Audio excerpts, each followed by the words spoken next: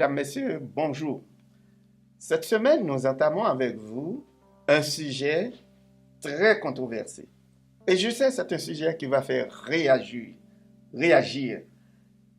Mettez vos ceintures, messieurs. Le sujet, c'est la dîme. Tout le monde en parle. Et surtout cette semaine de Pâques, les églises vont être bondées de fidèles. Et on en parle, la dîme. Tout le monde veut que ce soit un sujet tabou. Non. On dit non. On veut en parler. Qu'en sais-tu de la dîme, ce sujet très controversé? Merci mon frère Gilbert. Je salue spécialement tous nos téléspectateurs qui nous suivent de partout à travers le monde. Bienvenue à nouveau dans cette émission. Que Dieu nous guide dans sa parole afin que nous soyons affranchis par la vérité. Effectivement, le sujet de la dîme est un sujet qui soulève les passions, est un sujet effectivement très controversé. Nous allons nous laisser guider par la parole de Dieu. Nous allons laisser les pages des Écritures saintes nous enseigner en ce qui a trait à la dîme. Bonjour mesdames et messieurs, mon nom c'est Daniel Saint-Jean. Comme Gilbert nous avait dit, c'est un sujet vraiment qu'on va devoir faire beaucoup d'exercices pour vous expliquer c'est quoi la dîme. La plupart des instructions sur la dîme furent données à l'ancien Israël, au mont Sinaï. Quoique la dîme fut observée par les serviteurs de Dieu plusieurs siècles avant l'alliance du Sinaï, ces instructions demeurent importantes. Et la dîme, c'est dans le livre de la Genèse que la dîme, proprement dite, est mentionnée pour la première fois lorsqu'Abraham revint chargé du butin et victorieux des ennemis. Nous trouvons ça dans Genèse, chapitre 14, versets 16 à 20. Ok. La dîme Daniel, comme on l'avait dit tantôt, c'est un sujet qui va relever beaucoup de passion, surtout à travers nos églises. Mais nous, on va aller vers les vérités bibliques. On va chercher à travers la Bible parce que c'est la Bible qui va nous guider vers la lumière. Avec vous, comme on vous l'avait dit avant notre émission, chers téléspectateurs, nous ne sommes pas des policiers de la vérité. Nous cherchons avec vous, nous faisons des études avec vous. Galilée, quand il a découvert que la terre était ronde, ça a fait toute une tollée. Les gens qui étaient fidèles à la tradition, ils l'ont mis en prison. Nous, on ne veut pas que les vérités bibliques soient fondées sur la tradition. On veut que ce soit fondé sur la parole de Dieu. C'est pourquoi on fait des recherches à travers la parole de Dieu. Aurel, l'observation de la Bible, ça vient où? Selon les instructions bibliques, selon vos recherches. Comme mon frère Daniel l'a dit tantôt, le premier geste posé en ce sens, c'est-à-dire payer la dîme, vient d'Abraham, qui, après avoir été victorieux d'une guerre sur plusieurs rois, rencontra un personnage mythique du nom de Melchisédek et lui donna la dîme de son butin de guerre. Et ce fut la première fois que la dîme est mentionnée dans la parole de Dieu. Et on peut aussi déduire par le geste d'Abraham que probablement Abraham avait reçu un enseignement de la part de Dieu, peut-être un enseignement non écrit, qui lui a poussé à donner la dîme à Melchisédek. D'aucuns pensent que Melchisédek était Jésus-Christ sur terre avant sa naissance par la Vierge Marie. Mais si on lit très bien dans Hébreux chapitre 5, qui pose une condition sine qua non pour que quelqu'un devienne souverain sacrificateur, c'est qu'il faut être un homme.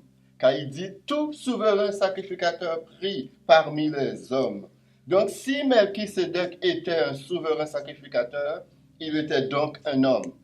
Abraham a donné la dîme à un homme. Melchisédek était bien sûr un type de Christ, mais il n'était pas le Christ, car le Christ s'est manifesté en chair seulement dans le Nouveau Testament.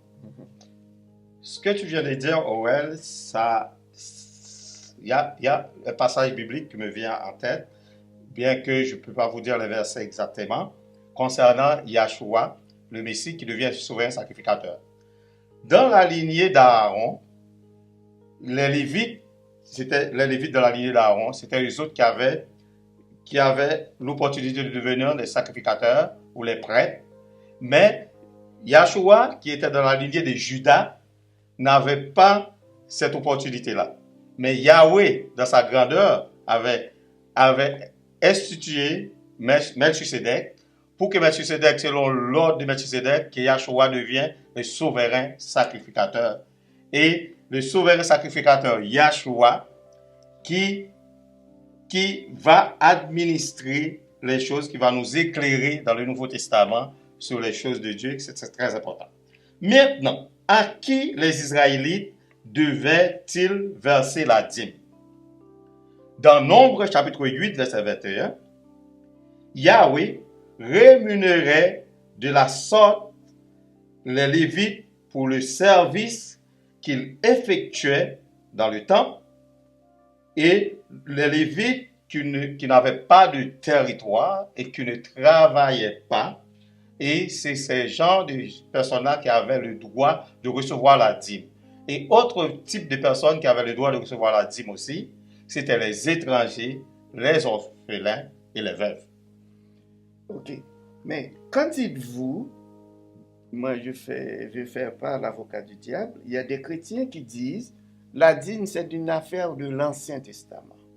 Avec le Nouveau Testament, tout a changé. Qu'en dites-vous par rapport à ça? C'est sûr, il y a des arguments de part et d'autre. Et ce qui est bizarre, c'est que tous les arguments qui se contredisent trouvent des passages bibliques pour appuyer tous les points de vue. C'est comme les hérétiques qui enseignent des faussetés vont appuyer leur fausseté aussi avec des versets bibliques. Donc, le fait de citer des versets bibliques ne rend pas nécessairement notre position vraie, puisqu'il y a beaucoup de contradictions dans les positions. La question que tu as posée est extrêmement importante, puisque l'Église chrétienne, en grande partie, ne pratique pas la loi. Mais si la dîme était un élément de la loi, et s'ils prétendent que la loi est caduque, mais pourquoi ils pratiquent encore la dîme? Mais il y en a qui sont beaucoup plus malins que ça, qui vont dire, écoute, la dîme a existé avant la loi. Fait que même si la loi a disparu, il faut continuer à payer la dîme, puisque la dîme a survécu à la loi. Donc, il faut continuer à payer la dîme. Et si je rentre dans cette logique, je leur demanderai, le sabbat aussi fait partie de la loi. Et si la loi a disparu et que le sabbat a disparu, alors il ne faut pas observer le sabbat. Mais si le sabbat existait avant la loi, et puisque c'est le cas, le sabbat existait avant la loi, alors pourquoi n'observe-t-il pas la loi? Bonne question. Même si, pourquoi n'observe-t-il pas le sabbat? Je veux dire, même si la loi a disparu, puisque le sabbat existait avant la loi. Bonne question, une bonne instruction. Parce que pour revenir sur le sabbat, pour vous confirmer que le sabbat existait avant la loi, vous avez vu dans Genèse, quand, dès la création, Yahweh a créé toutes choses en 6 jours, et le 7e jour, il s'est reposé. Il avait dit c'est le jour du repos. Et c'est le seul jour qui avait un nom, le 7e jour, le sabbat. Ça, c'était avant la loi. D'autres choses qu'on va voir concernant la dîme. Sur quoi les Israélites devaient-ils verser la dîme? Dans Deutéronome chapitre 14, verset 22, l'ancien Israël était une nation agricole, de sorte que les instructions sur la dîme furent énoncées selon les termes en rapport avec l'agriculture. Et aussi, nous allons voir aussi selon l'élevage sur les troupeaux qu'on avait administré la dîme dans l'Ancien Testament. Mhm. On parle maintenant de l'administration. Moi, là, c'est un sujet qui me fait réfléchir et que j'ai à cœur. Au niveau de l'administration, surtout dans nos églises actuelles. Parce qu'on est très sensible pour nos églises, parce qu'on est né là-dedans, on a survécu, parce que Dieu a tellement fait pour nous, Daniel, Aurel. Dieu est tellement amour. C'est pourquoi on ne peut pas rester figé, accepte tout sans rien dire. Si on voit qu'on prend la parole de Dieu, on traîne sur les pieds, on ne peut pas accepter ça comme des spectateurs sans rien dire. Au niveau de l'administration, c'est gâchis. Gâchis. Je ne vais pas mettre le mot total parce que je ne vais pas mettre tous dans le même panier. Mais la majorité, c'est le gâchis total. Qu'est-ce qu'on fait avec cet argent-là? Moi, si je donne mon argent à l'église, est-ce que je n'ai pas le droit de savoir qu'est-ce qu'on fait avec cet argent-là? Je pense que c'est très important parce que Dieu exige dans l'Ancien Testament la dîme. Dans Lévitique, on voit que l'Éternel spécifie sur quoi on devait prélever la dîme. C'est vraiment sur la semence, c'est sur les produits de la terre, c'est vraiment sur l'élevage en tant que tel que la dîme doit être prélevée. Et dans d'autres passages, Deutéronome chapitre 26, on parle aussi de la dîme. Mon frère avait lu tantôt Deutéronome chapitre 14, versets 22 à 26. On parle de la dîme, comment la dîme doit être prélevée. Mais une question qu'on doit se poser, à qui la dîme était destinée? C'était qui les bénéficiaires de la dîme? Donc ça, c'est une question extrêmement importante à comprendre pour pouvoir comprendre dans le Nouveau Testament, est-ce que la dîme était encore pratiquée? Si oui, comment elle était pratiquée? Si oui aussi, c'était qui les bénéficiaires de cette dîme? Tout à fait. Parce que comme j'avais mentionné un petit peu tantôt concernant qui les bénéficiaires de la dîme, nous avons vu dans l'Ancien Testament, c'était les Lévites, les étrangers, les orphelins, les veuves. Comme tu dis, Aurel, dans le Nouveau Testament, on va déterminer vraiment c'est qui les bénéficiaires de la dîme. Si toutefois, comme nous sommes à la recherche de la vérité, si toutefois la dîme est conforme dans le Nouveau Testament, les gens qui devraient être bénéficiaires de la dîme, c'est quelqu'un qui devrait être appelé par Dieu et qui devrait avoir une fonction comme les Lévites. Et aussi, nous verrons aussi les étrangers, les orphelins et les veuves. Et comme la Bible continue, on continue la Bible dans sa vérité, et la dîme devrait être administrée comme ça. Mais moi, je me pose la question. Si un étranger, on l'avait bien accueilli, et maintenant il a un travail, il n'avait plus droit à la dîme. Si le veuve, il s'est remarié, ce droit-là, le veuve n'a plus ce droit-là. Si l'orphelin a trouvé quelqu'un pour l'adopter, il n'a plus droit à la dîme. Et si un serviteur, même si c'est Yahweh qui vous a choisi sur son chemin pour recevoir la dîme, si vous allez travailler ou vous devenez quelqu'un qui est très riche, je ne pense pas que la dîme est conforme à cette personne-là.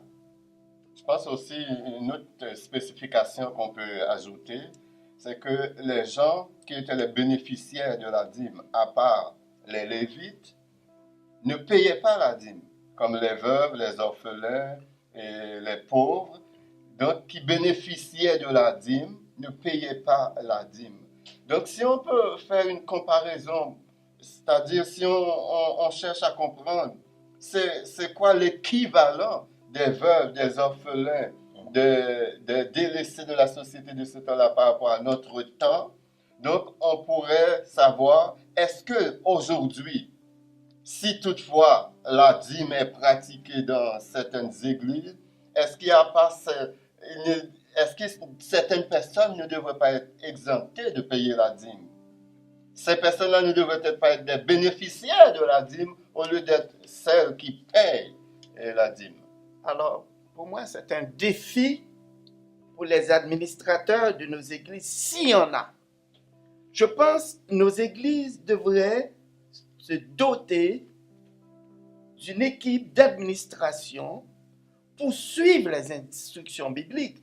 C'est-à-dire, quand l'argent est recueilli, cet argent-là va être desservi pour quelle portion des gens de nos églises? Est-ce que quelqu'un qui est sur le bien-être social ne devrait pas recevoir un peu de cet argent-là? Est-ce que une famille réfugiée qui arrive dans nos églises ne devrait pas recevoir un peu de cet argent-là? Ça prend une équipe d'administration, pas dirigée par un pasteur, pas dirigée par un seul homme, mais dirigée par une équipe dotée des connaissances administratives et dotée de la spiritualité pour suivre les instructions de nos églises. Qu'en pensez-vous? Tout à fait, parce que dans l'église, l'administration, ce n'est pas l'affaire d'un homme. Dans une église, ça devrait être un comité. Okay? Comme nous verrons, même Yahshua l'avait dit, l'église, Yahshua a choisi un comme pasteur, un comme docteur, un comme évangéliste, et tous ces gens-là devraient se mettre ensemble pour la bonne administration de l'église. Et la dîme qui devrait être donnée, là, on va aller dans la Bible, on va voir comment qu'on devrait administrer la Bible selon la parole de Dieu, selon la Bible, selon l'Esprit de Dieu. Parce que s'il y a quelqu'un dans le comité à l'église qui a fait une erreur ou qui va donner une mauvaise administration de la Bible, on va le ramener à la vérité selon la parole, selon la Bible et de façon très sage. Parce que nous sommes là pour la vérité, nous sommes là aussi pour le salut, pour le bien-être de tout le monde. Aussi, une chose qu'on peut ajouter, c'est que toute église qui se respecte, toute église qui porte le nom de son maître, Yeshua, parce que c'est lui qui a bâti, qui a fondé l'église et qui a doté l'église des hommes et des femmes avec des dons pour qu'ils puissent travailler au perfectionnement des saints. Toute église qui se respecte devrait avoir une liste de toutes les personnes qui ont des besoins, de tous les nécessiteux, les veuves, les familles monoparentales, les orphelins. L'église devait avoir une liste de ces gens-là et les dîmes données à ces églises-là devraient servir à supporter financièrement, à supporter ces familles, à supporter les délaissés de la société au lieu d'exiger de ces gens-là qu'ils payent de la dîme. Moi, ce qui me fait réfléchir encore, c'est parce que la majorité de nos églises, ce sont des églises indépendantes. Chacun fait de leur manière, chacun fait de leur façon. Ils n'ont pas une directive à obéir. Ils ne respectent même pas les directives de Dieu. Voir les directives, ils n'ont même pas d'autres supérieurs sur leur tête. C'est pourquoi on tombe dans toutes ces choses vraiment qui sont en dehors de la volonté de Dieu. C'est pourquoi nous, on recherche. Si vous êtes à l'église, vous n'avez pas le droit de poser des questions. Moi, j'ai le droit de prier Dieu, j'ai le droit de demander à Dieu, mais mon pasteur, je n'ai pas le droit de lui poser cette question, sinon tu vas être dehors. Nous, il faut avoir des réformes. Il faut se questionner sur la manière de faire parce que nous, on cherche le bonheur pour le peuple de Dieu parce que la manière dont on administre nos dîmes, nous, on dit c'est pas la manière dont la dîme recommande. Oui, mais il y a un seul Dieu, un seul Seigneur, un seul évangile. Moi, je me demande, est-ce qu'il ne faut pas, toutes les églises devraient aller sur le même chemin, devraient suivre les mêmes choses de Dieu, parce qu'il y a un seul Dieu. Pourquoi une église devrait administrer quelque chose de façon contraire par rapport à une autre église? Surtout sur des choses qui sont très importantes pour le salut, surtout sur des choses que Yahweh nous a demandé de faire, et si nous ne le faisons pas de la bonne manière, nous serons sur la malédiction. C'est pour ça, tout le monde devrait avoir la même référence, la Bible, et avoir le même esprit de Dieu pour administrer les choses de la même façon selon l'esprit de Dieu. Et puis l'administration de la dîme, Dieu y tient.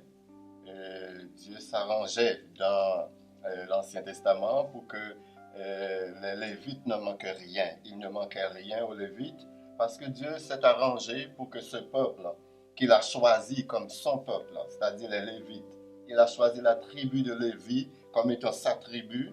Et il s'est arrangé pour que cette tribu soit nourrie, pour que cette tribu ne manque de rien, afin que tous les sacrificateurs soient vraiment consacrés au service de Dieu dans le temple. Et aujourd'hui, si on doit pratiquer la dîme, tout comme l'Ancien Testament, la dîme était destinée aux Lévites, aux veuves, aux orphelins et aux étrangers, la dîme aujourd'hui ne devrait pas changer d'objectif. On devrait avoir le même objectif pour la dîme. Et dans ce sens, puisque en acceptant le Seigneur, nous sommes tous devenus des sacrificateurs, nous aussi, nous aurons droit à cette dîme, parce que la dîme était destinée aux sacrificateurs, aux Lévites. Pourquoi maintenant, il y a juste une poignée de personnes qu'on nomme pasteurs, apôtres, prophètes, évangélistes, bishops, archibishops? Ce sont ces gens-là qui reçoivent uniquement, exclusivement les dîmes. Tout à fait. Parce que notre souverain sacrificateur, c'est Yahshua le Messie. Étant donné qu'il est le souverain sacrificateur, nous avons vu dans Apocalypse chapitre 5, versets 9 et 10, si je m'abuse, il a choisi un peuple de toute tribu, de toute nation, et il les a fait d'eux des sacrificateurs, et ils régneront sur la terre, puisque nous sommes devenus du souverain sacrificateur qui est Yahshua. Si, comme Aurel avait dit, que nous sommes des sacrificateurs, nous devons, tous ceux qui ont contribué à l'évolution de l'Église et tous ceux qui ont travaillé pour l'Église devraient aussi avoir une partie de la dîme, pas l'affaire de seul homme. Et qui sont les représentants légaux de notre souverain sacrificateur, Yahshua? Et dans Tite, chapitre 1er, verset 7, et dans 1 Corinthiens, chapitre 4, verset 1, on nous dit que ces évêques-là ou ces ministres-là devraient être irréprochables. Ils ne devraient pas être des gens arrogants. Ce n'étaient pas des gens qui devraient être s'adonner au vin. Ce n'étaient pas des gens qui devraient être portés à des gains déshonnêtes. Ce devraient être des gens qui devraient être un modèle pour la société, pour la famille, pour tous les membres de l'Église. Et quand on nous considère, nous, actuellement, il n'existe pas de fidèles, c'est des clients. C'est des clients. Le mot fidèle, on veut l'effacer de la Bible. L'Église n'a pas été conçue pour vous enrichir. L'Église a été conçue pour aider les orphelins, pour aider les pauvres, comme vous venez de le dire. Mais ces gens-là, nous les invitons à consulter leur Bible, qui s'enrichissent au nom de la dîme, qui dans la poche des pauvres. Alors, ils devraient aller consulter la Bible pour voir est-ce que ces gens-là sont sur la voie de Dieu ou sur la voie du Satan. Moi, je n'ai pas peur de les dénoncer. Moi, je n'ai pas peur des critiques. Parce que moi, j'ai dans mon cœur la ferme conviction que si je vais directement sur la voie de Dieu, Dieu va me protéger. Mais la façon dont ils agissent en dehors des instructions bibliques. C'est pourquoi nous, on veut pas accepter leur mode leur façon de faire, d'appauvrir le peuple et de s'enrichir, nous, on ne l'accepte pas. Également, on peut ajouter, les églises aujourd'hui sont si endettées auprès des banques qu'il leur est impossible de se vouer à des œuvres charitables. Quelques-unes essayent de faire des efforts, mais difficilement, parce qu'ils ont des dettes énormes par rapport aux institutions financières. Cela les rend vulnérables par rapport à ces institutions et